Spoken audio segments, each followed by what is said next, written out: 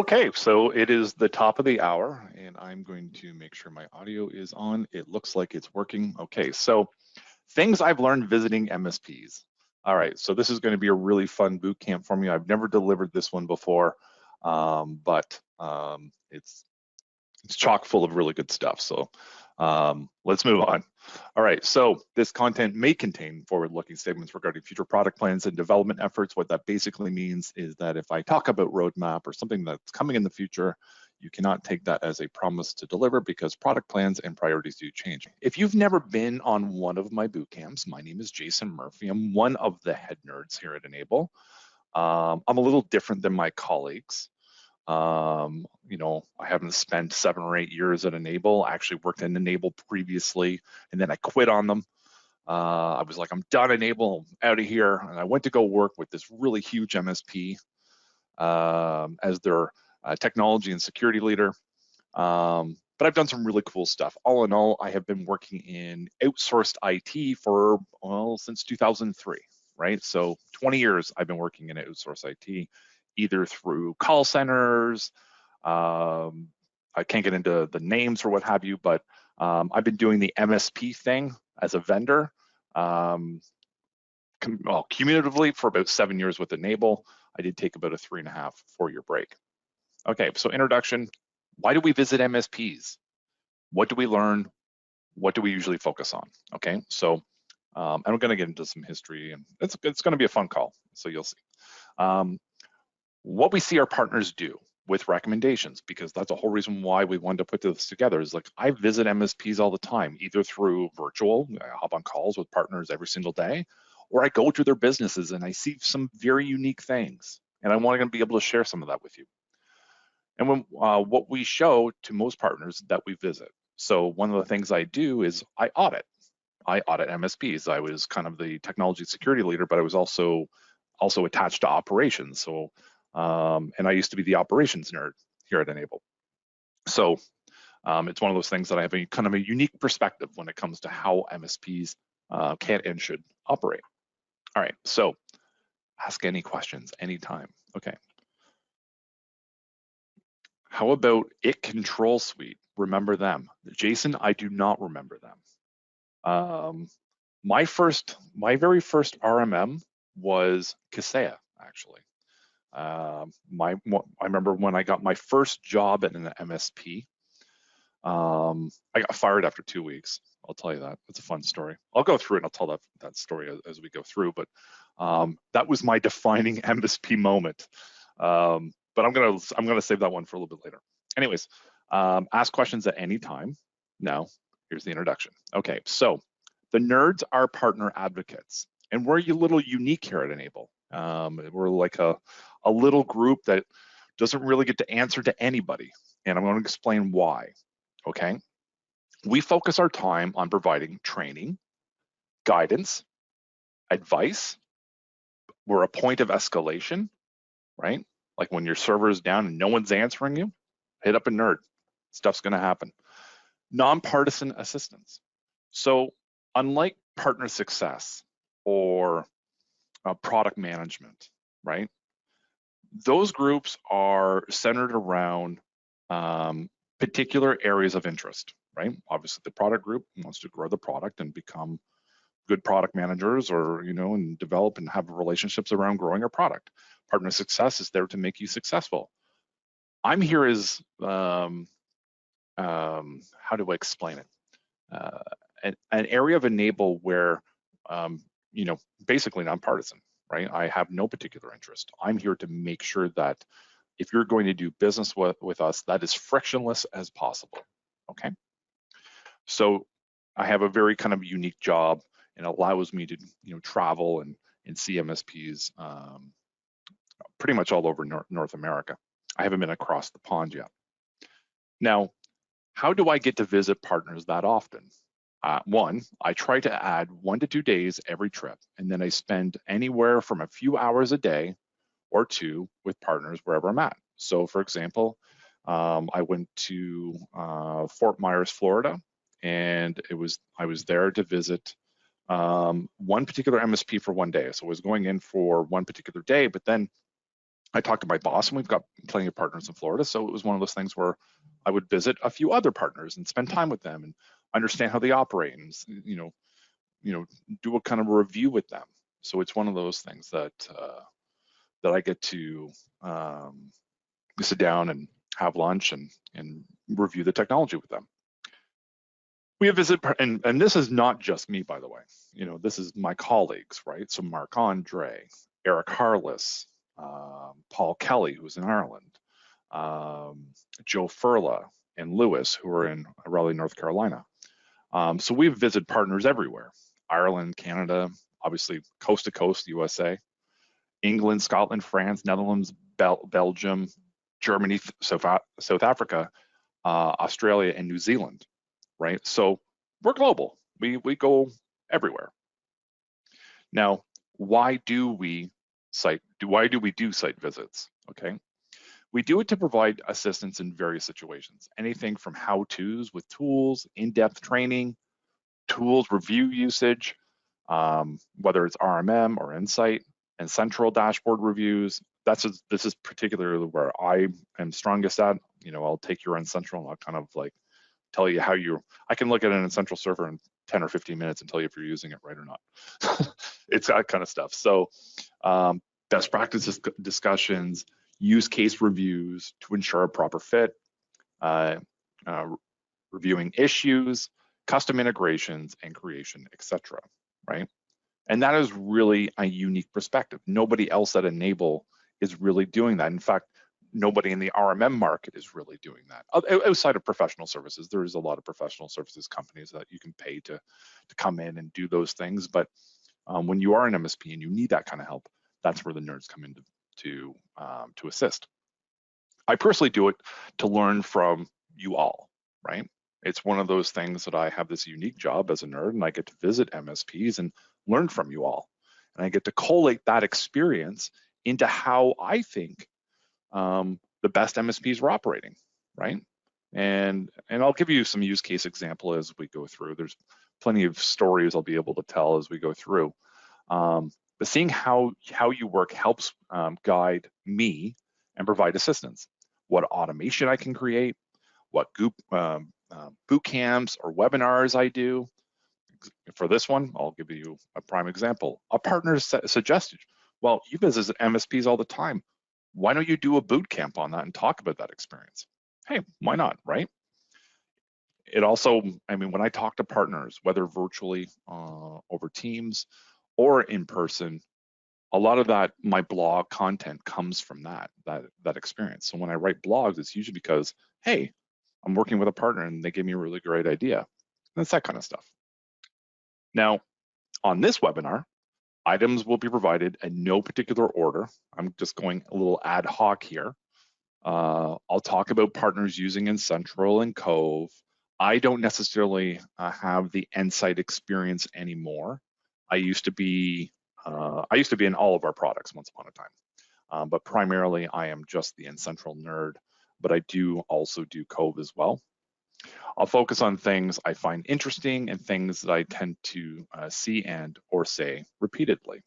Now, Brian has a question. Okay, so could you describe what you would describe as a successful MSP aside from what they net at the end of the year? Absolutely, Brian. There's a lot of criteria that determines success. If you're the business owner, that could be the financial outcome, but there's a lot of other outcomes that you can also focus on. MSPs have different operating models depending on your size. I worked for a behemoth MSP with over, at the time it was 300, they're well over 400 probably at this point, and they're a partner of Enable now. They weren't when I was there, and I got them in touch with Enable and started doing business with them because everything was a little chaotic at the time. So success is really, in my opinion, has to be siloed at an MSP, right? Now, say, Brian, how many employees do you have? Let me know. Like, if you can just throw that into the chat, let me know. You're operating around 3, 5, okay, good, right? So you've got 5 employees, right? I worked at a company that had 300. How an MSP is scaled really determines on what those outcomes can be. Why? because the CEO that I reported to was purely driven around finance. Everything was finance because one, we were going to go public at one point. So everything was financially driven. But then we pivoted during that going public stage. And then we realized that we wanted to kind of grow this ourselves. Now, they were actually acquired by an ISP, internet service provider here in Canada, specifically TELUS, if you know who they are. And it's one of those things where we acquired. So my job over that 3-year period was to do, some technical due diligence, work with potential MSPs that we were going to bring on into our portfolio, that kind of stuff. So what that criteria was really kind of understanding how they operated, right? And finance is a huge part of that as well. And I'm not going to go into the, whole financial operation point of, because I want to keep this at least light and somewhat technical. So it's one of those things where, from your point of view, when you're small, and say you're 30 years old, right? Success to you is going to be very, very different than somebody who's 58 years old who's looking to sell, right? So it's one of those things that success is really determined based on what you want it to be, right? Now, and that's where I kind of come in and help, and I have a unique experience because I've also worked for small MSPs. I worked for what is called a boutique MSP, where they were primarily in nonprofit and health and the healthcare vertical. That's all they did. That's all they focused on. I made them focus on some other stuff when I got there, but it was one of those things where when I got there, that's the only kind of people they would sell to because that's who they were successful with, right? And you got to do what you know, so it makes sense. Now,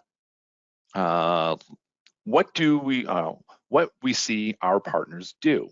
Okay, so let's talk a little bit about time management. And this is a big one. If you're one of those, I think it was around 28%, 20% of those techs that are on that call, this is probably something that's going to mean something to you because time management is one of the things I know techs hate the most. Nobody wants to track their time, right? It's frustrating, we'll put it. And I can understand that. Now, there are technologies out there that can track things for you behind the scenes, but a lot of techs also find that intrusive.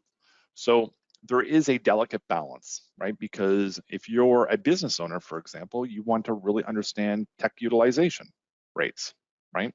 And how to do that is through time tracking, right? A technician has to put their time against, the work that they're doing, right? So that the business owner or the operations manager, service manager can really understand the effort that is going on within the organization. Some MSPs ask to track time up to 5 to 10 minute slots. Now, and I've been in these kinds of MSPs, right? That is very aggressive. But again, some MSPs would argue I'm also successful because of that, right? Now, some MSPs don't track anything. They allow their techs the freedom to do whatever they need, but to still track time. I mean, you have to be able to track time. So when you're working on a project or you're working on a customer issue, you have to still put in that 20 or 30 minutes that you've worked on that issue for. Some MSPs track time per task group.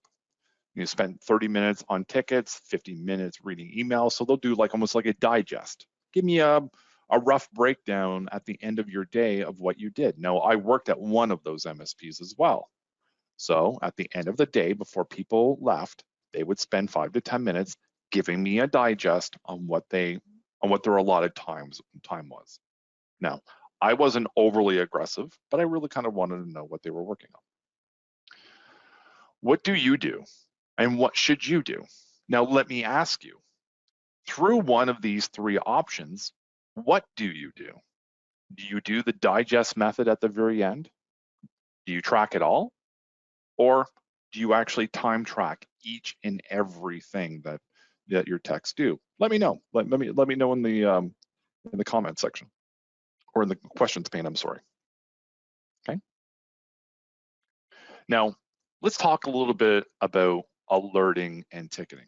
Now this is something that I've come to learn is that Thank you, Matt. And you were the only one so far who said anything. Oh, well, actually a lot of stuff's floating in now. This is awesome. Okay, so I'll get to the questions or the answers that were in that questions pane here in a moment, but I do want to talk about alerting and ticketing because it is one of the things from a outputs point of view that a lot of MSPs focus on, right? RMMs are supposed to RMM, right? They're supposed to be there to remote manage and monitor, right? You've got, security products doing things like security, right? You've got other tool sets doing what other tools are doing. But when it comes to alerts and ticketing, that is probably well, maybe not the single most, but is definitely one of the top three things that a lot of MSPs come to me for. One, things can get noisy. I'm monitoring a lot of different stuff. I've got customers all over the place. I've got 300 customers, right? Or I've got 5,000 devices or what have you. But I'm either missing things or I feel like I'm missing things, or, I feel like things are too noisy, okay? So that is why a lot of either business owners or operations people, service managers, techs will come to me purely around alerts and ticketing. Now, I've gotten a flood of questions here, so this is great. So let me just go back up here. Nathan Allen. Okay, so I shouldn't last name you, but I'm sure you're fine with it. What KPIs do you recommend? I actually do an operational boot camp where I actually get into that. So it's called my operational efficiency boot camp. I don't do it anymore. It's now with Joe Furla, but I do recommend if you see that boot camp coming up on our events page, that is the one to join, because I go into, or at least Joe should be going into, like the top 10 KPIs that I recommend. Okay. Matt says, I time track to the minute. Perfect. Bill, this one's a little long-winded, so give me a sec here. Hello. I have been recently trying to teach myself about the RMM platform and specifically patch management for clients. I am having an issue with a client who does not wish to reboot computers during the workday. Well, this is perfect. It's almost like you asked me this on purpose. It's almost like I seeded the question. It's one of my favorite topics, by the way. End users not rebooting is what I'm talking about. Anyways, let me continue. What we would like to do is set up a system that would allow for automatic reboots through the patch management, but give a personalized message with an arbitrary reboot timer that can be delayed at least once. I hope this is the right place to ask this question. Of course it's not the right place. No, you guys can ask me anything. I don't want to delve kind of too far off track, because if you do have something that's kind of really unrelated, just send me an email. I'll do my best to kind of get back to you. But let me talk about this, because this is still kind of operationally driven. You have end users who you're trying to patch, who do not reboot. Now, they should be getting prompts for reboots, and they're probably postponing them past a maintenance window. And then they're not getting them until the next install or the next reboot window. And that's a common occurrence. Now, one might say that's an Incentral problem or an RMM problem, right? Well, kind of.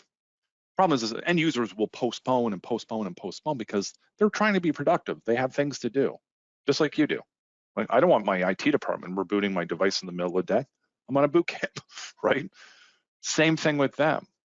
Now, what I typically recommend is you socialize reboots with your customers. So ask them, I need to reboot your device. And that is configuration within Incentral. But you also allow them to postpone. Now, through automation, and this is where I'm going to do a little plug to the cookbook, is that we have automation. There's probably at least 6 different reboot automation scripts on there doing exactly what you're suggesting, right? Now, how I've crafted 1 or 2 of them on there. One is 14 days. If your device has been up for 14 days, that is my hard line in the sand. You might say 10, you might say 30, I don't know, you can come up with the time. But after that allotted uptime of your device, I'm going to take a very hardline approach because, hey, I've got cyber insurance and security to worry about, right?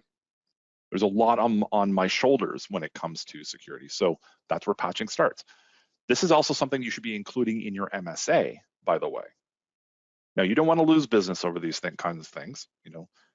When you're doing negotiating of contracts, sometimes these things kind of come up, but it's one of those things where you have to be able to work with that business around downtime. Just has to happen, right? And again, I would recommend that you head to the cookbook. And again, that is success.n-able.com/cookbooks, and then look for reboots. And there's several on there that will probably do exactly what you need to prompt them. You can change the prompts, you can make it as fluffy as you want. There was one on there, one example is basically, I need to actually reboot your device to increase performance, right? Okay, so another one from, okay, this is from Jason, time tracking, a mix. Okay, good. Let me go down. Peter, track tickets in 50-minute increments. Good stuff. Steve, we don't do anything to track time outside of the notes in tickets. Good. Brandon, we have 700 employees and we have a couple different methods. Service desk is down to a 6-minute time frames, I believe. Engineering, project, and support teams are down to the half hour. Good, sounds flexible enough. Christopher, loggable items are tracked in 50-minute increment times. Brian, we try to track time accurately per ticket as much as possible. We're in a period of rapid growth and needs ways to identify when it's time to scale up personnel. It's a struggle as always, but never in malice. You're working on putting in your time and then the phone rings. Next thing you know, it's the end of the day and it never got entered. I've been there. We're all forgetful people. We're all very busy as well. So really just doing the best we can with it. The main issue tends to be of adding time. ConnectWise is a bit of burdensome, so allowing them to use things like Clockify to track on the go. And again, something like MSP Manager, and not just, I'm not trying to plug it, but it's one of those things where you can also find ticketing solutions that actually have little clock timers and those kinds of things. Jason, patching. Schedule for non-business hours, weekends, don't rely on end users to do anything. I would say kind of. You can't rely on the end user to reboot the device. Like I was saying, we're all techs, or at least the majority of us are technical. So it's one of those things where even I don't reboot my device probably once every 2 weeks. And then I start getting some pop-ups and everything else, right? What I'm suggesting is that you can also help your cause by, setting a harder line approach and also including some prompts and some verbiage around that. Now, that being said, there are other ways as well, but I don't want to turn this into a completely reboot boot camp here. So let's move on to alerting and ticketing. Okay, some MSPs don't alert at all and look at active issues alert dashboard. Now, let's talk about some nomenclature, right? What are alerts, right? What are notifications and what are tickets, right? So alerts are really what I would call RMM alerts. Visually, you can look in the RMM and see the alert. It's red, it's green, it's yellow, it's misconfigured, it's stale, what have you, right? You can see the alerting, right?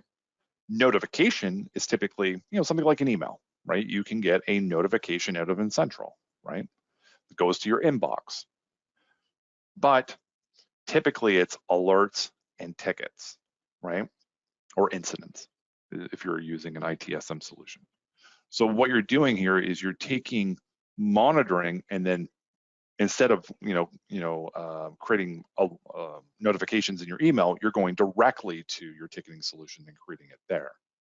So that's the important part on that side. Some MSPs alert on everything and tend to get overwhelmed. And by the way, if you are one of those MSPs on here that are doing notifications through email, and sometimes that's necessary because you're starting out, you're a 1 or 2 man shop, 3 people. You can't really afford ConnectWise or an Autotask right now or MSP Manager. What I would recommend is at least start looking at it because that's where you can really hone in exactly what the RMM is going to provide you in terms of quality. Okay. Some MSPs delete most monitoring and then reconfigure it. That happens quite a bit. Some MSPs tweak thresholds and alerting to their needs, which is a very, very important step, and we're going to go through that. Some use ticket priorities, some don't. Some categorize tickets they receive, some don't. What do we recommend? Now, I'm going to be a little general here because I don't like telling MSPs one way or the other. You're going to kind of figure out which was best for you. I do have my personal opinions, but it's one of those things what I'm going to kind of show you. Now, Marc-Andre, for example, would probably do something in Insight right now, around alerting or ticketing. Again, I'm the N-Central nerd, so it's one of those things that I'm just going to use N-Central. Now, if you're an RMM partner, an Insight partner, just bear with me. It's, every RMM is a little different, but again, you can configure alerts, you can configure notifications and tickets. So when we come into PSA integration, we have ticketing. Now, there's one I've created here called no tickets here, set at the customer. And the reason I do that is because if you're hooked into something like ConnectWise Manage, if you don't do it at the service organization level, the top level, which means you're mapping all of your customers to one particular service board. Otherwise, you're going to do the integration here, but do the ticketing. Let me show you. Go to tray. At this level. Oh, P1, P2, P3, whatever you want to do. Again, these are your priority alerts, right? That I'm showing here. Now, I'm not a huge fan of bundles, right?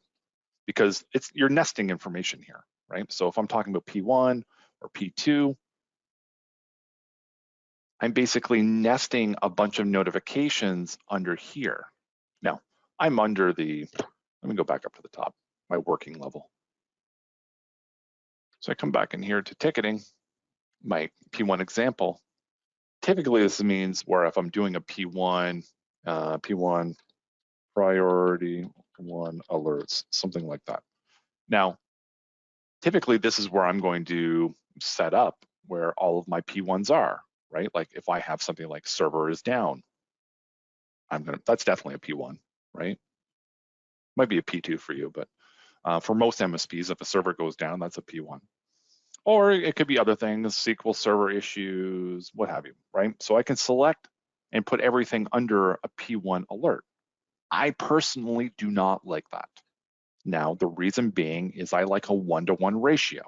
If I'm going to call this P1 alert, at least I'm going to come in here and call it P1 server is down. I'm not typing anything. Let's try that again. P1 server is down. And then from there, I can choose my service board, I'll call it service desk. I can do the priority mapping to N-Central and, P1. Okay. From here, I can then update my ConnectWise Again, I'm hooked in ConnectWise. We have MSP Manager and Autotask in here as well, but in my lab, I'm using ConnectWise. From here, I can change the ticket status. One thing I do recommend, and this is how some MSPs operate as well, is that not everything goes into a final closed state. It goes into like an almost closed state. Some people call it audit. Some people call it automated closed. So you can create your own different ticket statuses and let N-Central map to that when issues return to normal. Basically what I mean is you can fix the problem and then N-Central will just auto close the ticket or at least change the status to whatever you want, right? So if it's in a new state, we've created the ticket because it's gone into the red state of failed, then what we're going to do is come in and change that ticket status to closed or auto closed or something when it goes back to green. And then you can go in the ticket and track your time and everything else if you wanted to. Or if you have a finance person, again, it depends on how the model, it usually determines your scale. If you're small, you're not probably going to have a finance person who's going to kind of chase down every ticket in time. You might, but if you aren't, that is where you may want to go into that pre-closed state or audit.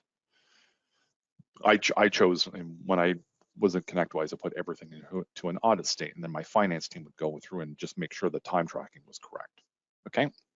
Now, what happens when tickets, happen to repeat, right? Things flap, right? Servers go up, servers go down, internet goes up, internet goes down. So it's one of those things where over a 24-hour period, we can then change the ticket status back to something like reopen, right? Or open in progress is the one I can choose now. I would probably want to a reopen. Okay. Those are kind of the best practices that you want to get around ticketing.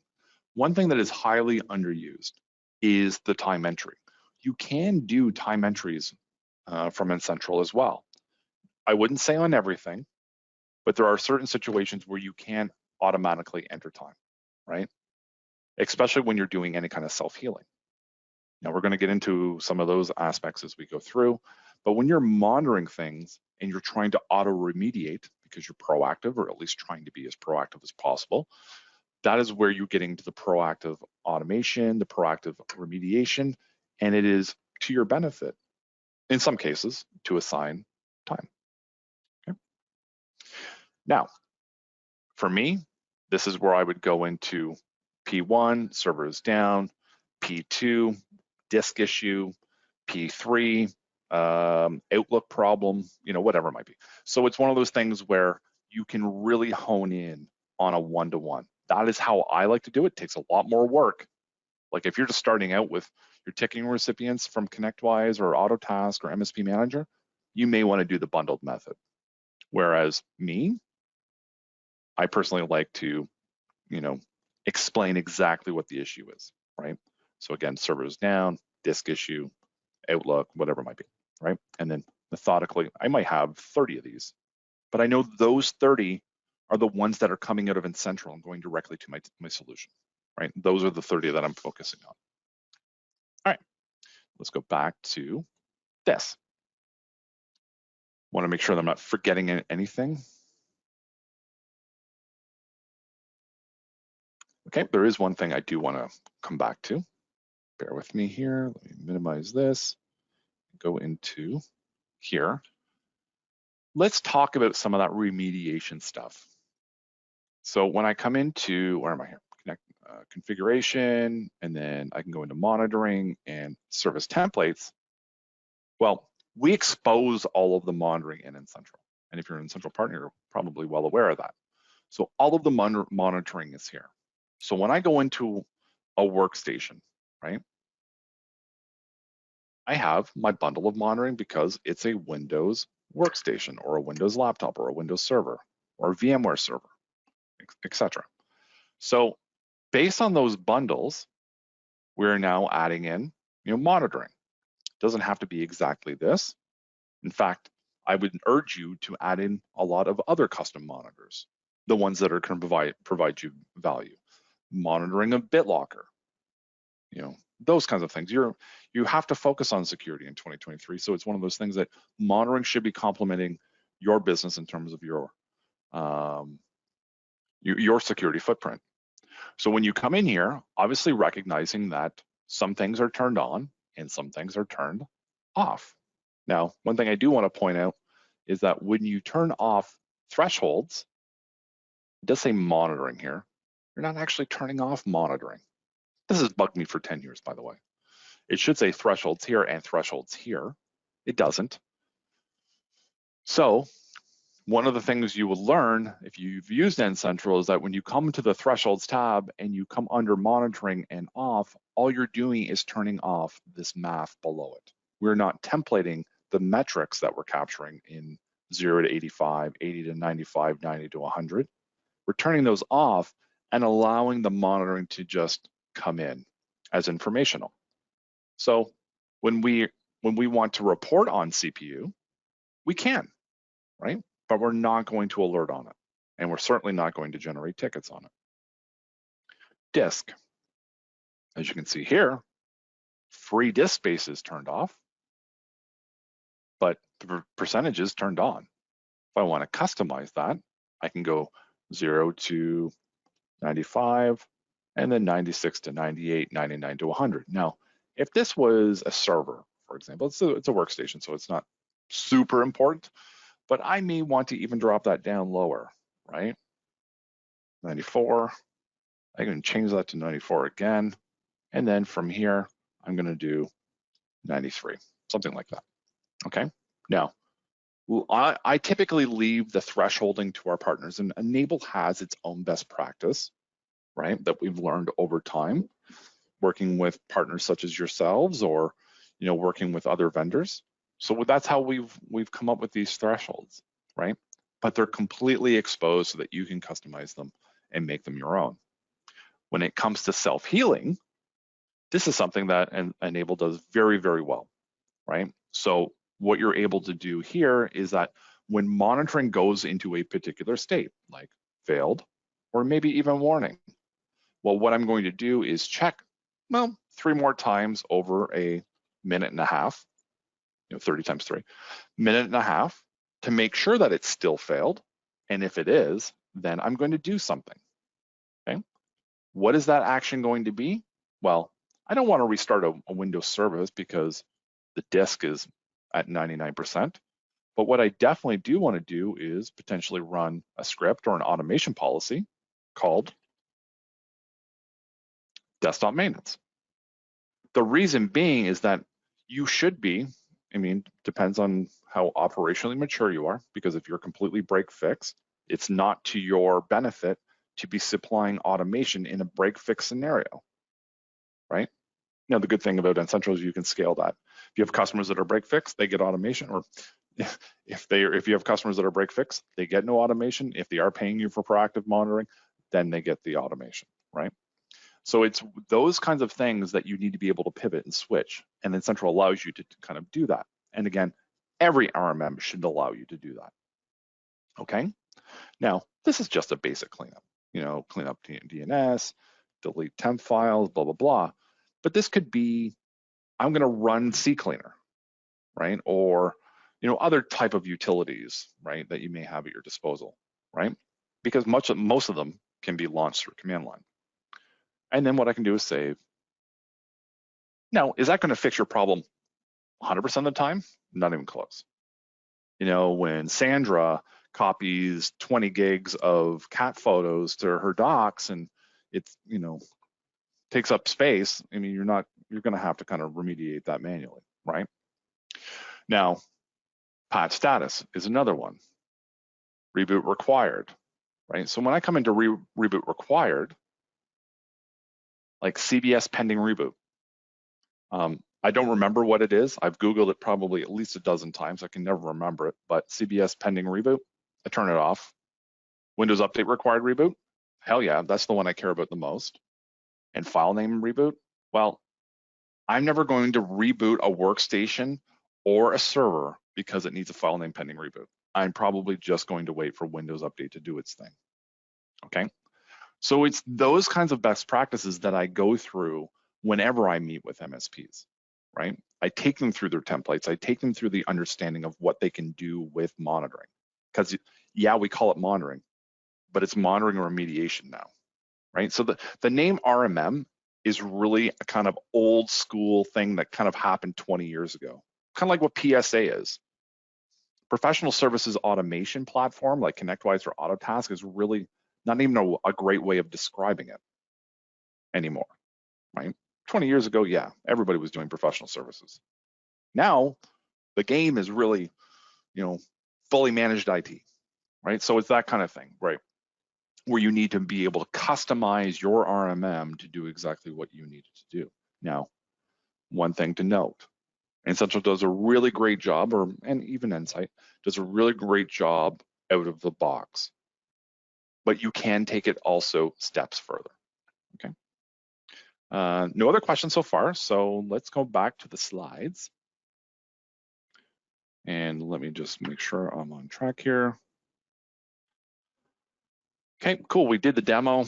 So who handles the RMM is another question I get all of the time, right? Who was it? Was it Jason? I forget who it was. Yeah, it was Brian. Brian said he had 5 employees. So is Brian going to hire a full-time RMM expert? Probably not. But if you're, I forget the person who said they had 700 employees. Forget who it was, but that might have been Jason. It's one of those things where if you have 700 employees, I can tell you, you definitely have an RMM expert. You might even have two, right?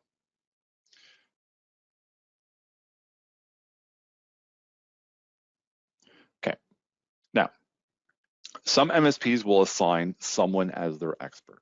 At least someone in the organization is at least part-time in terms of being able to configure the RMM. Some MSPs will leave the RMM to itself and use it for its basic functions. And that is really where Nsight comes in, because it keeps you on the rails. We expose all of the monitoring, all of the filters, all of the rules. You can really kind of go off the rails with N-central. Whereas with Nsight, it's going to keep you on the rails, right? Because we don't, all of those back-end features aren't really exposed. Pardon me. Some MSPs will assign a primary expert and a backup expert, right? So two people, because what happens if one leaves? You still want the other person to be able to pick up where that other person, that primary, has left off. So it again depends on the scale of your MSP. If you're 5 employees, well, you might have everybody in there. You can't afford to have a bottleneck where you lose an employee and you're scrambling. And I can tell you, I have MSPs come, maybe I wouldn't say once a week, but it happens often. They've put all of their eggs into one basket. There's the one guy who knows N-central inside and out, configured patch and everything else, all the automation, but then that person leaves and you're like, well, now what do I do, right? So it's those kind of things that you should always have, failover, okay? Okay, Peter has a question here. Have you ever seen an MSP have an alert set up to notify us if a user has been added to the administrators group? Go to the cookbook. There's actually a policy on there just for that. So yes, and again, that's basically domain administrative rights, right? So if somebody gets added, I need an alert on that. There's monitoring for that, okay? So on the cookbook, in fact, Mark Andre built that, and then I helped tweak it for an MSP, a really behemoth MSP out of Australia and New Zealand. Okay, and the next question is from Brian. You just hope you have 50 minutes that week to delete a portion of the unused devices. Actually, speaking of that, is there a good automation where if a device doesn't connect to N-central for 6 months, it will auto delete? Well, Brian, that is a question I should be asking. I should put that question into this boot camp, because I get that one all the time. And I can tell you, I do not want it in N-central. Because and if you're not aware, one of the things I didn't tell you, part of my resume is I was a product manager for N-central for a little while. And the reason being is that, one, all it takes is a mistake, and then you've got problems on your hands. When you hard delete something from N-central, the onus is on you, the MSP. I don't want that onus on me in terms of you configuring a policy where it says 3. I've had people ask me after a month, you want me to delete a device, hard delete a device out of N-central after a month? Never. Okay, so 1 professional license is less than a bag of chips a month. Okay, 1 bag of chips, right? So say $3. I can tell you, go in there, set a calendar invite, remind yourself, once a month, I do an optimization boot camp as well around N-central, and you should be doing this kind of maintenance every 90 days. So do I want that automation function in N-central? I would say, if you're the right MSP, it might work. I can tell you, I don't think it would work out very well, because once something is hard deleted from N-central, you're going to start doing discoveries and putting it back through the probe, or 2, you're going to be restoring your N-central server. And now what happens if anyways, I could go off on a tangent about this. If somebody misconfigures it, it would cause havoc. Okay. Vince, regarding RMM, are smaller MSPs outsourcing the NOC services? And what are your experiences with outsourcing this role? I actually have, I would say, quite a bit of experience with this. I haven't personally outsourced a NOC. I have partners that come to me all the time around this. It's obviously a very expensive piece of your business. I've built a NOC. When I worked for that behemoth MSP, they didn't have a NOC. They weren't really doing, in my opinion, proactive managed services. They were selling proactive managed services, but the back end wasn't really supporting proactive managed services. They were still kind of a time and materials business, but selling fully managed IT. So it was one of those things where, you know, a lot of customers didn't really see the proactiveness to it. So I created a NOC to do exactly what a NOC is supposed to do. Look at alerts, find the problems, hunt, look at reports, look at dashboards, look at BrightGauge. You know, those are the things that I had my NOC do, and they were outside of our service desk, right? So they were proactively looking after our best customers. In fact, one customer was paying us $45,000 a month. They were huge, right?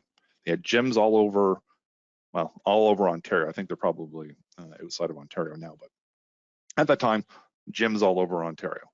And we were looking soup to nuts for everything, phones to switching firewalls, routers, you name it. We're on the hook for all of it. And I can tell you they're paying us a good amount every month for that.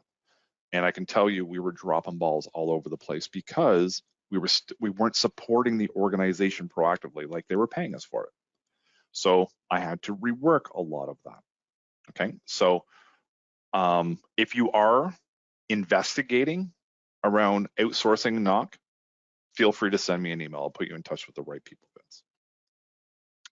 Brian, correct. However, if your probe is set up correct, it will come back into the environment. Potentially, yes, right? Now,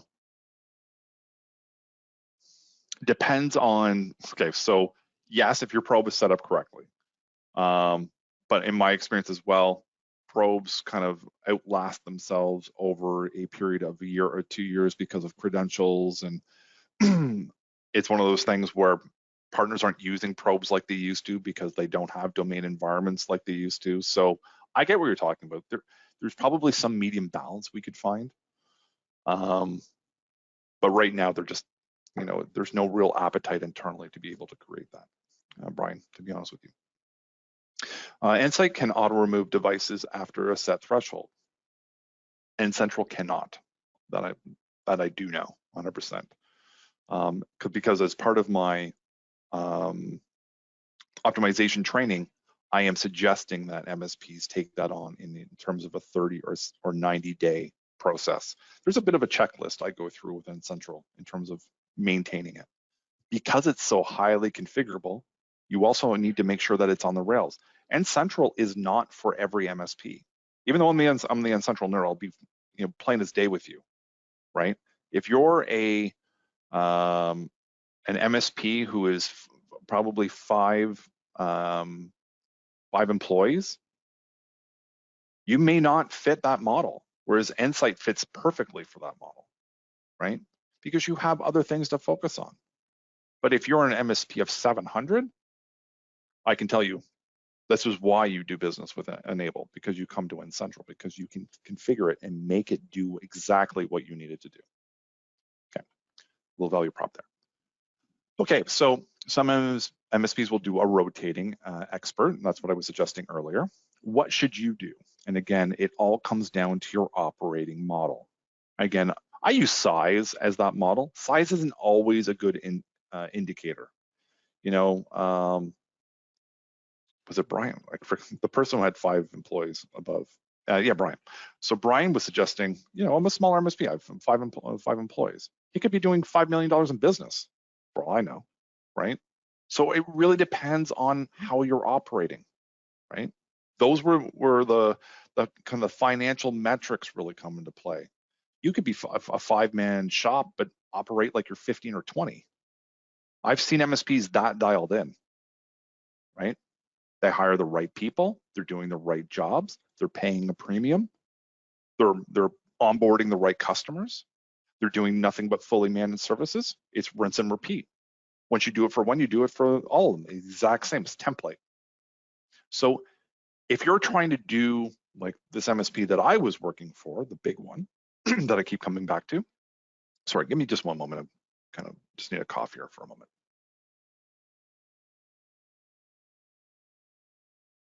I grab a drink of water, and this time I have not, so I'm coughing a little bit, I apologize. But it's one of those things where when I went to that MSP, we were trying to do everything for everyone. If you wanted to give us $300 a month money retainer, we'd take it. And you could call us up for support, consume from that $300. You know what the funny part was? They were in the same phone queue as the company who was paying us $45,000 a month. I know. Stop and hold on to that one, right? So when you start doing too much, right? When revenue is your only goal, you start losing sight of customer service and NPS scores and a whole bunch of other stuff that is really, really important to making your operation really, really dialed in. So again, I keep on picking on Brian because he was the one who told me he has 5 people. But it was one of those people where Brian might be killing it, right? I just don't know, right? So what should you do? It really depends. It depends on your RMM. And again, our boot camps are completely advertised, right? So you don't even have to be an enabled partner. They're public. So if there's anybody else out there not using Insight or not using N-Central, say you're using Datto or Kaseya or Barracuda or other RMMs that are out there, Ninja, what should you do? Well, that is best left to you and how your organization is really set up, okay? I wish I had a better answer. Okay, with or without a NOC. Oh, here we go. Here are some ways that we see partners organize their staff, okay? Some MSPs separate their techs in customer groups.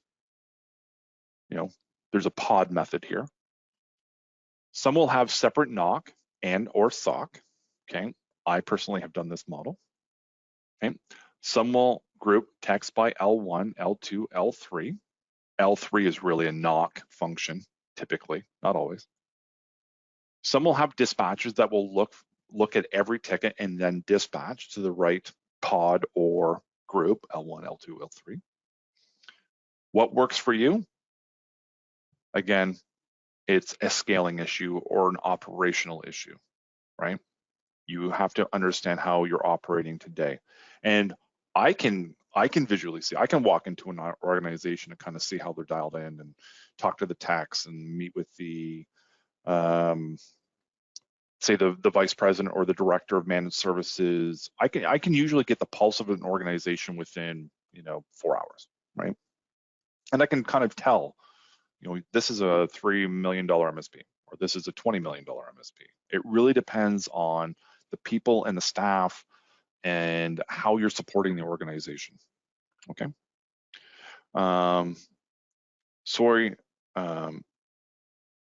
Scope creep is our biggest battle. So you are right on.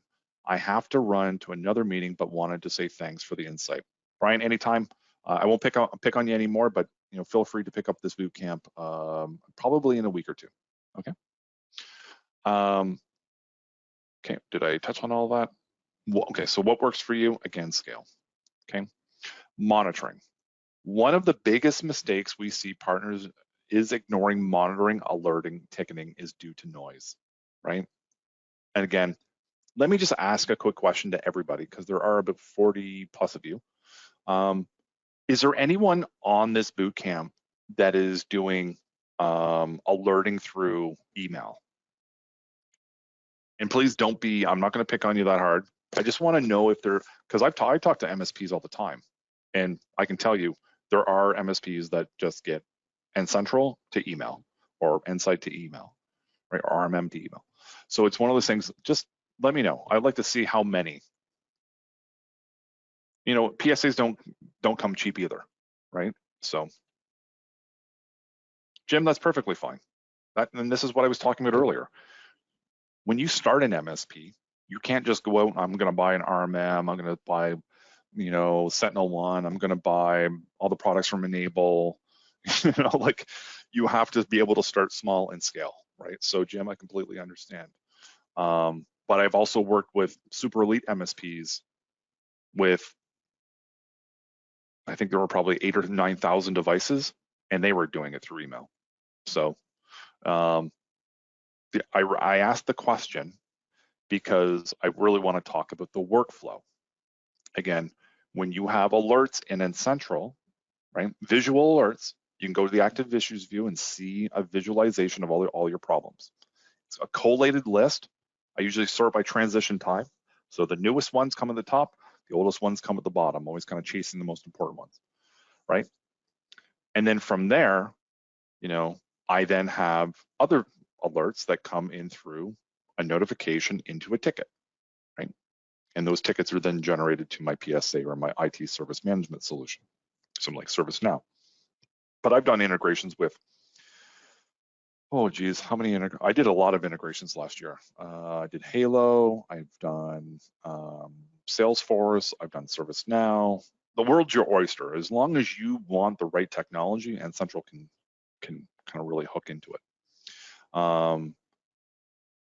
Okay, yes, but only actionable items or for the purpose of machine notifications for client POCs.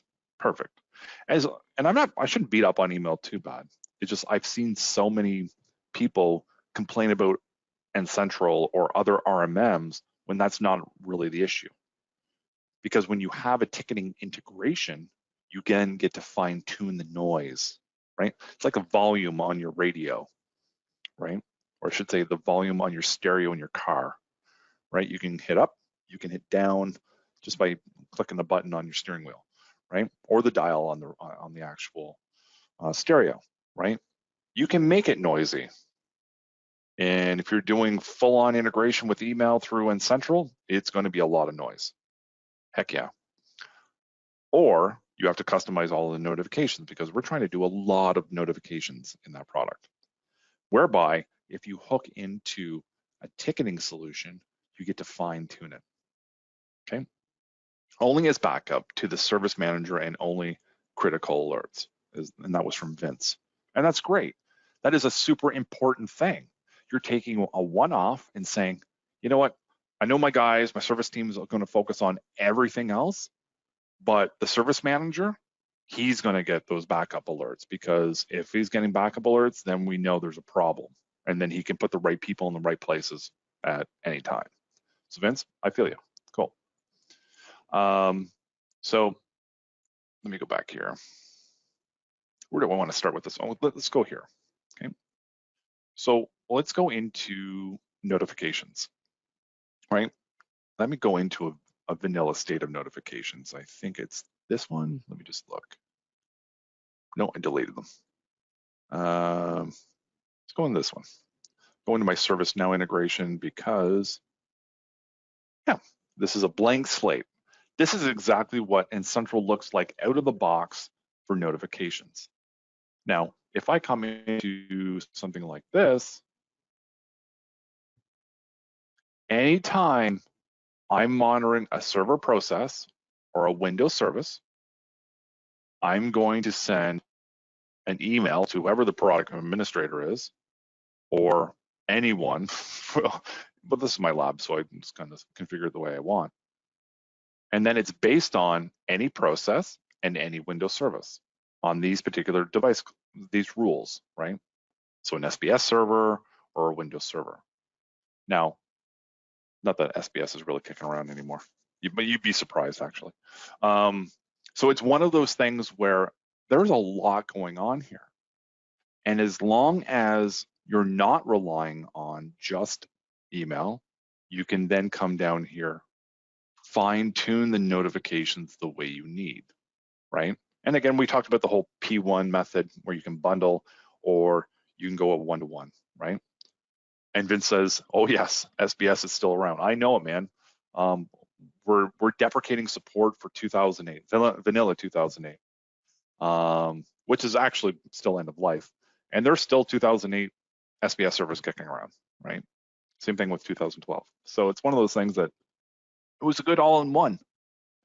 but they have Exchange, so you got to be careful with that. Now, that being said, notifications and alerts. One thing I do recommend in terms of my N-Central audit, I do a two-hour boot camp just on basically this. Here, I'm in the wrong area. Let me go back to Naval, and that'll go to the active issues view. Is that I fine-tune my notifications, though, that list that you saw there, just by looking at this, right? This tells me what my problems are, what I should be alerting on, right? I know exactly, right? So, and for whatever reason, I'm not seeing it here. Give me 1 second here. That's why. Someone turned off my column, probably me. So I can tell if I have tickets auto set up. I don't have any. But for example, I can create manually, click the button. So again, you can see here that there's something called BSOD monitoring.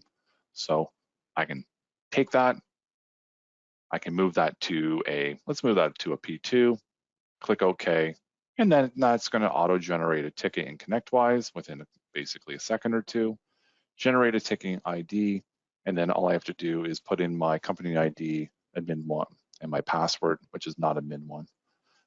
But from there, I'm able to pull up that ticket and get to it. That is the workflow. That is what we call NOC workflow, right? You're focusing on the RMM. So L1s typically live in PSA. They're ticket jockeys. They're just going to ticket all day long, right? To come to the RMM for maybe remote control. Whereas a NOC, right? You're going to come in here and look, and it's almost like threat hunting, but you're really kind of problem hunting, right?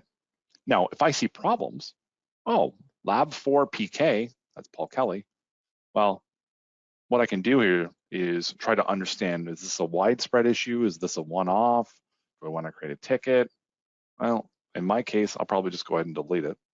But it's one of those things where I can come in here and get a lot of quality, and then I can filter on all of this. I can turn on off all of my monitoring and just focus on patch management, for example. Patch, right? Well, I've only got one patch problem in my lab. I only got about 25 devices in my lab, but there's one problem, right? What's it going to tell me? Yeah, let me go back. Let's go patch status and then hover. I'm not doing this right. Let's go to monitoring and then patch. Okay, so I've got where you patch, and then it just says failed, not giving me any info. Well, no wonder it's not working, right? The patch status monitor isn't really telling me what the actual problem is, just saying failed. So that's something worth investigating and troubleshooting, right? But that's where you get into proactive NOC, right? Are there any PSA configurations in the works for Jira? Okay, so I'm going to give you a little highlight. You can integrate N-Central into anything, right? As long as that receiving ITS service management or IT service management solution has an API, and I would say 98% of them do. Now, I also have one I've been working with off and on for 6 months around Remedy. Not that easy.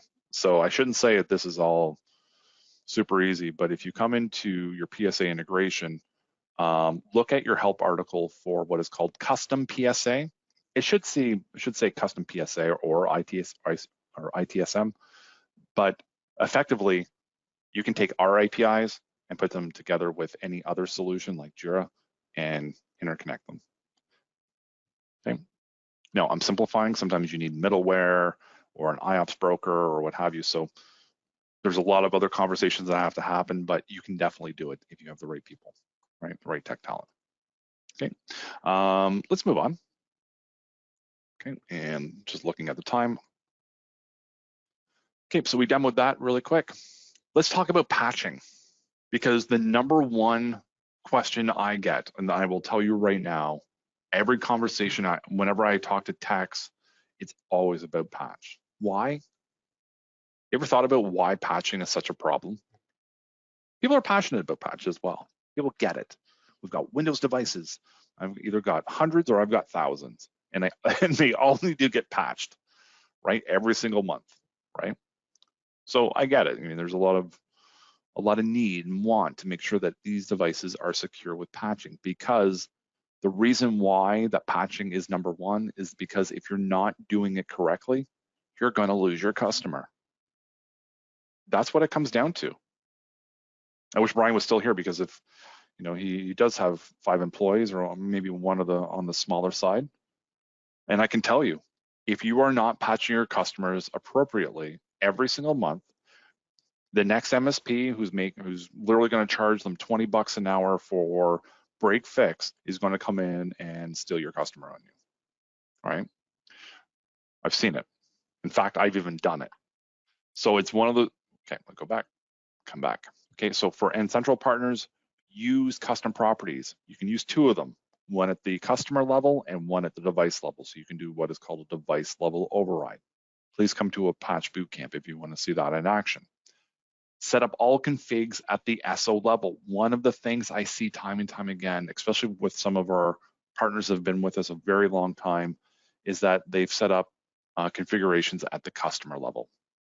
Nesting patch at the customer level is kind of against the whole point of having an RMM, which is meant to allow you to scale across many customers, right? So you do not want to nest patching at your customer. Doing it once or twice for a co-managed, okay, I get it. But when you're talking about your day-to-day MSP, SO. Detect multiple times per day, okay? So detection is the key to keeping N-central in the now. If Microsoft releases a zero-day vulnerability patch at 2:50 in the afternoon on April 6th, which is basically 2 minutes from now, well, you better have a detection window that's going to tell you that. 1 in the morning, 1 in the afternoon, okay?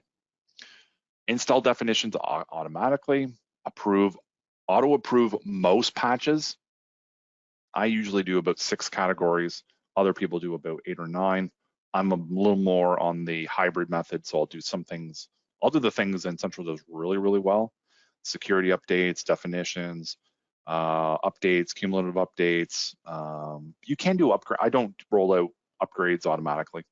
I've been burned too many times in the past, so it's one of those things that I still, and it's not a central issue, it's still just a Windows problem. It's just one of those things where I don't do upgrades auto.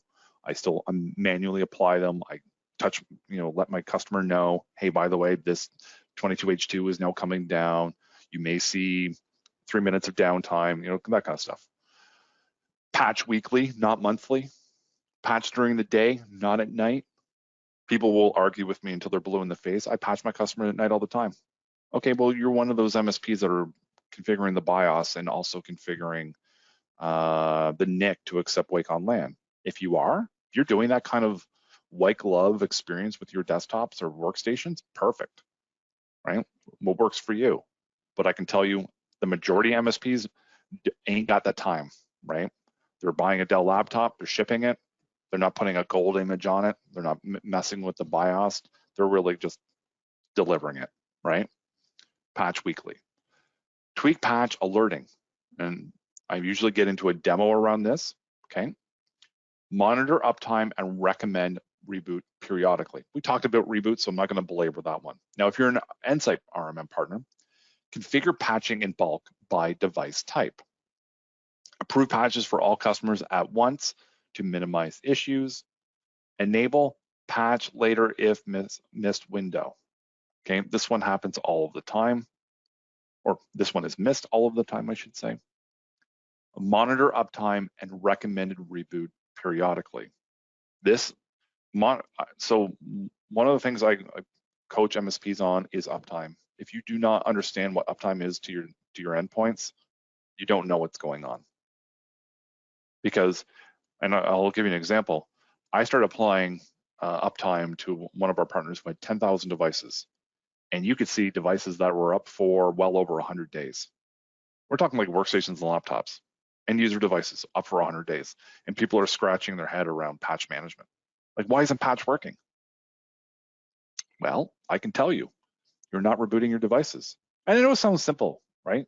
Like, Everybody knows you have to reboot a device to get patches in. The problem is if you don't have visibility into it, then you're not monitoring the right things. That is the important part, okay? So ensure that you have the right visibility so that you can get the mechanics done correctly. Detect, download, install, reboot. And then I make sure the agent is working. I make sure WUA is working. I make sure patch management engine is working. And then I make sure that I know what's going on with reboots. Because if it exceeds 14 days, she's going down, okay?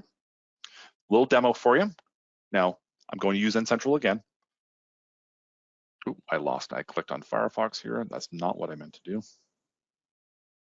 So let's go into service templates. I always pick on workstations because they're right here at the bottom. So I'll go into workstations-windows, patch status v2, and then I'll show you what I do to configure patch management. Now, I do a 2.5 hour boot camp and 20 minutes specifically on this. So I'm going to breeze through this really quick. Okay, you turn this off, you turn this off, and then you go in and configure it. What are you contractually obligated to patch for your customer? Is it everything? Is it criticals? Security updates? Very important. Make your SLA match your reports. Because if you're on the hook for drivers, okay, I'll include it. If you're not, don't cause yourself a headache.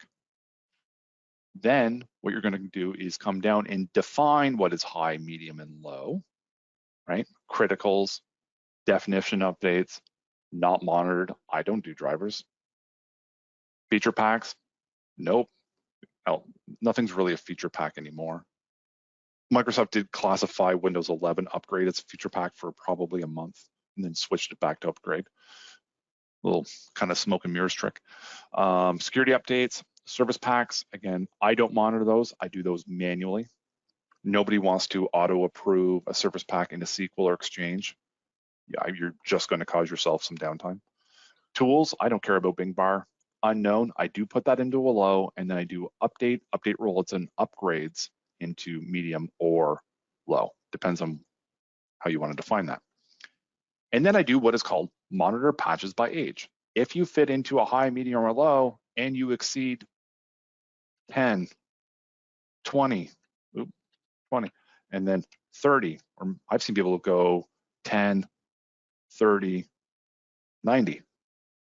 Depends on your MSP as well. How much bandwidth do you have to chase patch, right? You need to understand that I don't have that critical installed within the first 7 to 10 days. Now, you also have to understand when you're doing patching in automatic approvals, there's also delays. You can schedule a 3-day delay or a 5-day delay. Well, don't get too aggressive on patching by age if you're actually including 5 days in there as well. So this is where I'll come down and I'll turn all of these off. So high priority patches notify me if a patch has not been actioned. Don't care, right? You're probably going, what are you talking about? Well, let me get to that. High priority patches where any approved patch is not successfully installed. I don't care. Medium, same. Don't care about that. Don't care about this. I turn them all off until, let me show you, reboot required. Now, one thing I will tell you, if you do this at a device level, it is the ascending descending is way different.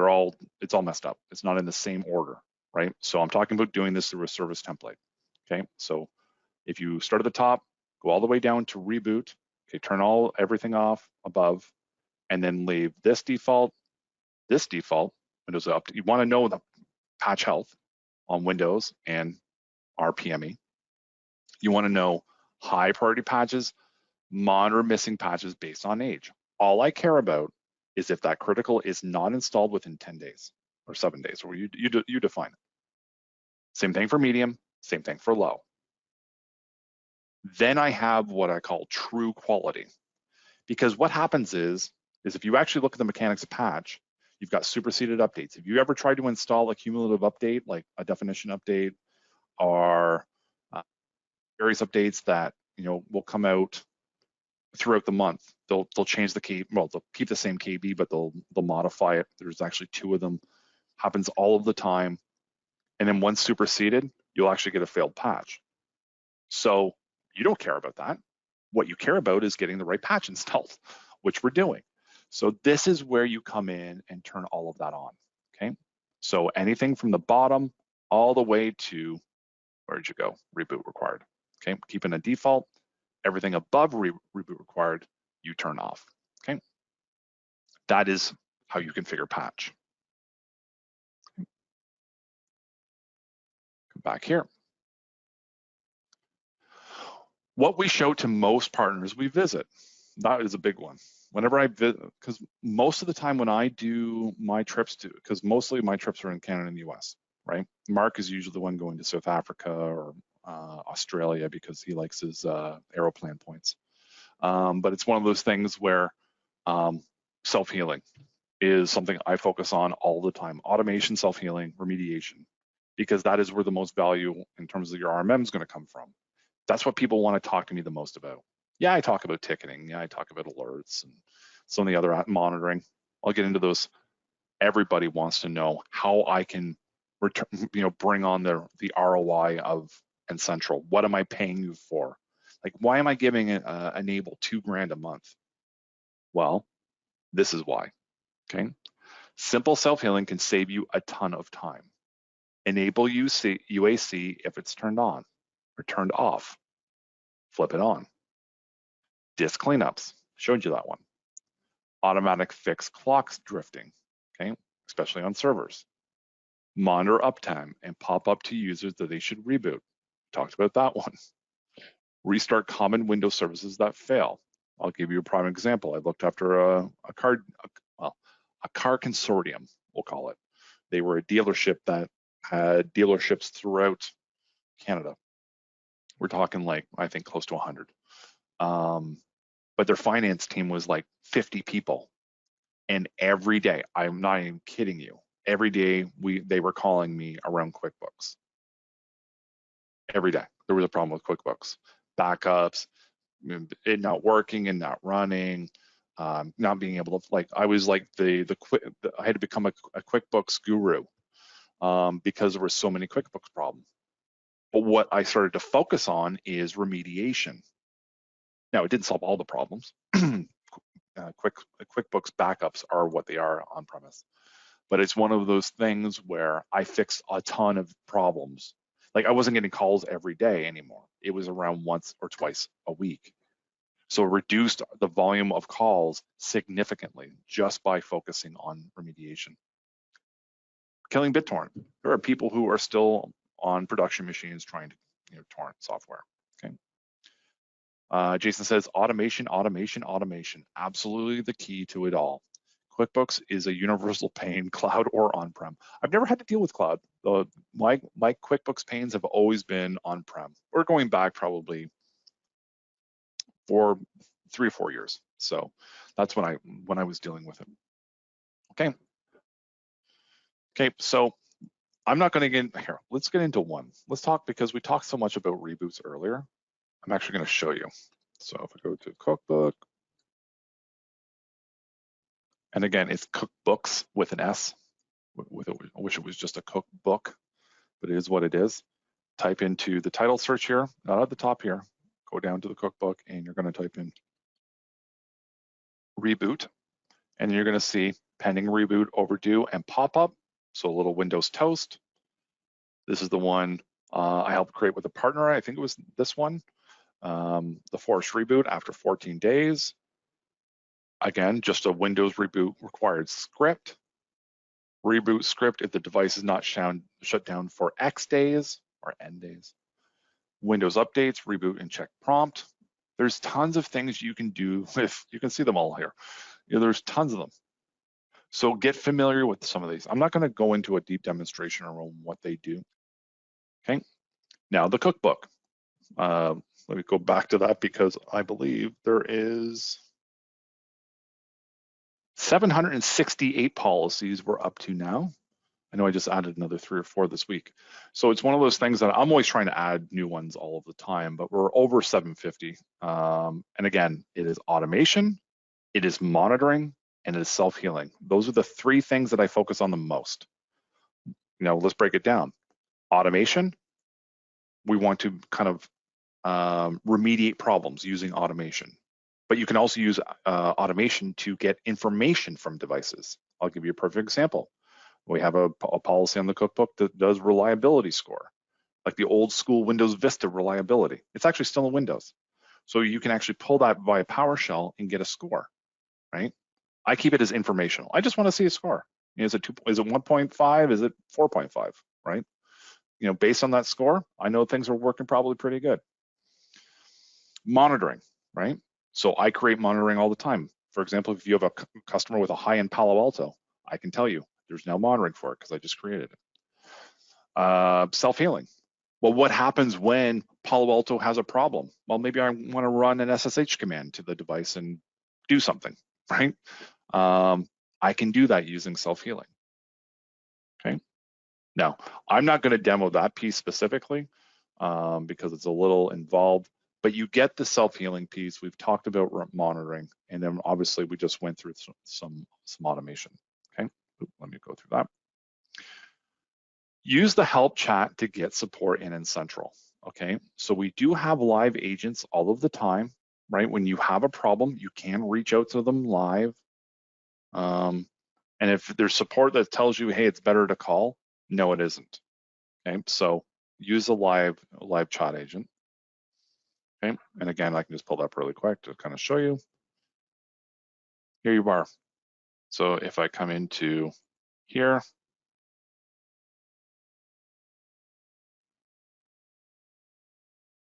fill out my details, give my phone number, ticket severity, emergency category. Let's go into version, all, customer name, nerds. We'll go nerds training. I have to spell it right.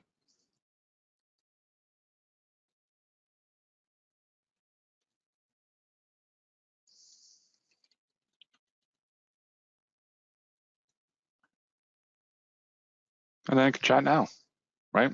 Now, it does present me some options, but I'm just going to continue to chat. Now, depending on our support team and the time of day, if you were to do this at 2 o'clock in the morning, it's going to take you a little while, right? But during that 9 to 5, things should happen fairly seamlessly, right? Especially if you do a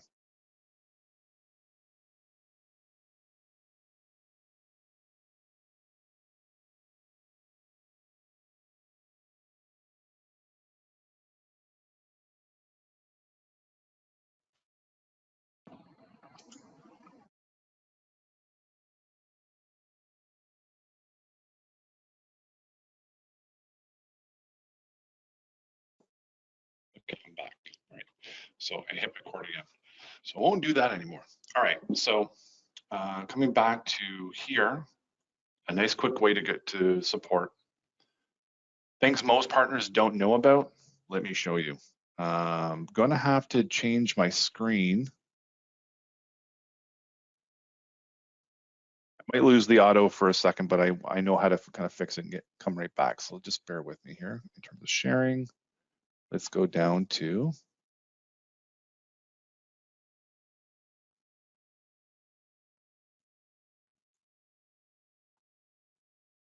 okay, so I believe you should see this stuff right here. Okay, let's move that over. You need to see all my secret stuff here. Okay, there is what we call the Connect to Help tray icon, right? So it would look something like this. Completely customizable. You can give the look and feel of your business, call it whatever you want, but it will pull the name of your device, your login server, IP address information, your login, and then you're able to do embedded contact support, submit a ticket, send an email. So if I send an email, right, I can now look at a problem on my screen, I can go start recording. Okay, and then I'm going to stop that recording.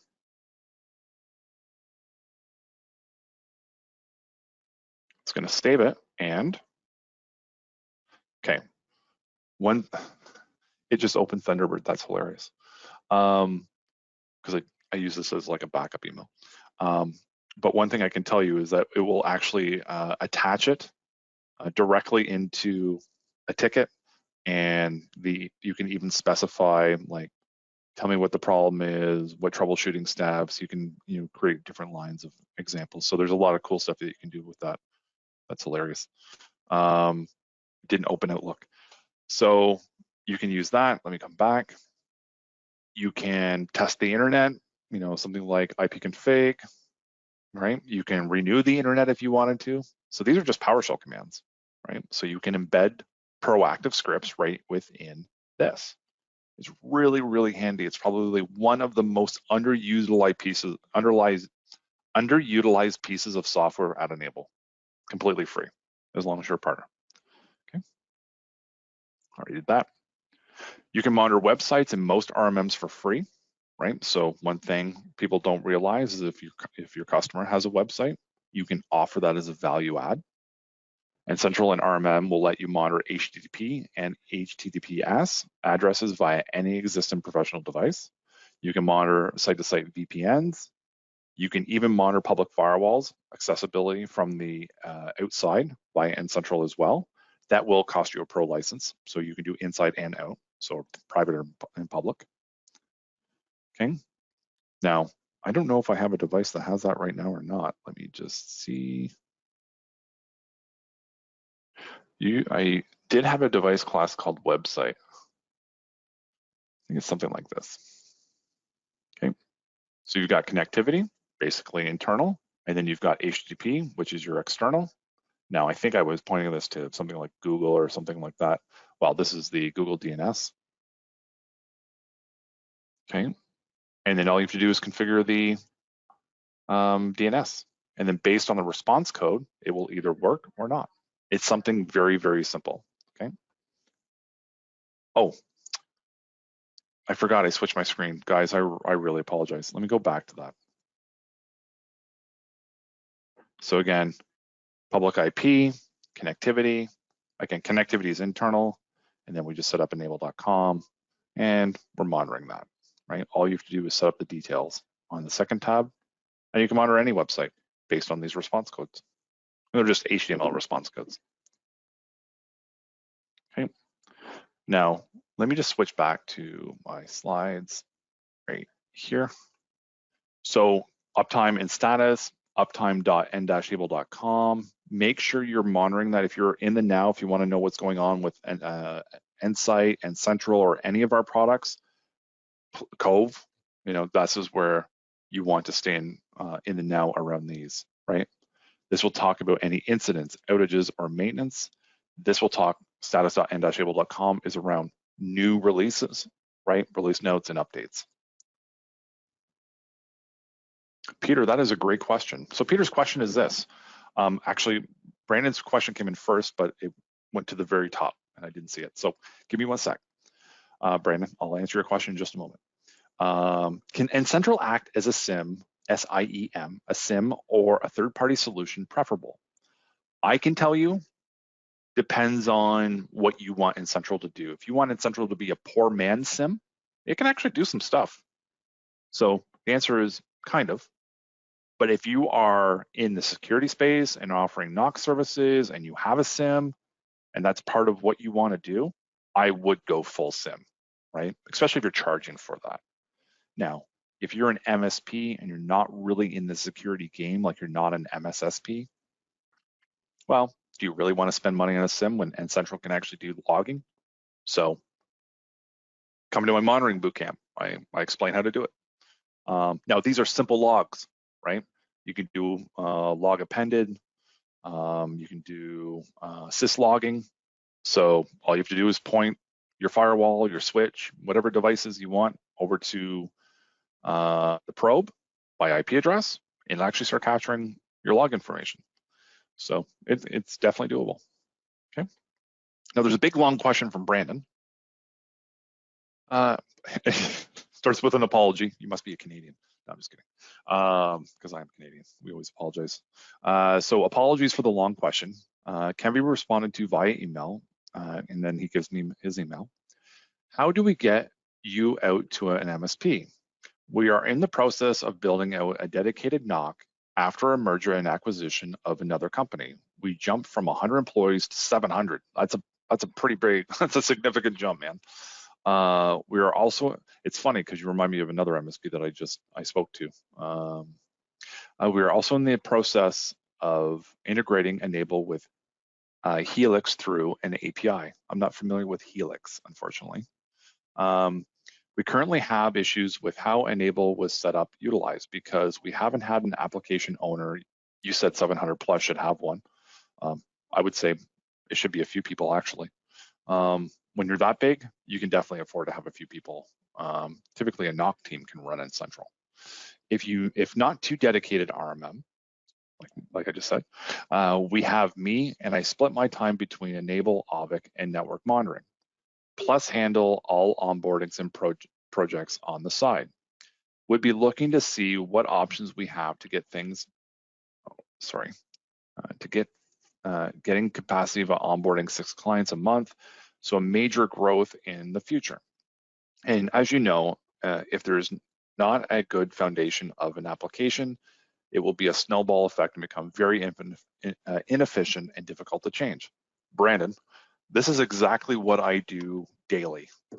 I work with partners in your situations quite often, especially ones that are going through mergers and acquisitions. So I would highly recommend that you reach out to your partner success manager. They can put you in touch with my boss. His name is Marc-Andre. I would love to, what state are you in? Because if you're in Hawaii, I'm going to make it happen right now, because I've been dealing with ice rain here for the last, it's not ice raining anymore, but the last 24 hours I've had power outages and everything else. So you can pretend to just lie to me and say it's Hawaii. But yeah, reach out to your PSM, or if you've been working with a growth strategist or something like that, reach out to those contacts and they can get you in touch with the head nerd team. Okay. If you're in, oh man, we have an office in Austin, so we could definitely make that happen if you wanted to. Either way, Brandon, and if anybody else is listening, my email is letterjmurphy@n-able.com. You can even send me an email, Brandon, and then I can get the request started. And it may not be me. It might be one of me. It could be me, one of my colleagues. So it's one of those things where feel free to drop me a line if you have any questions about this boot camp, other issues in N Central. This is what I'm here for. Okay. Hey, everybody. I appreciate your time. Take care.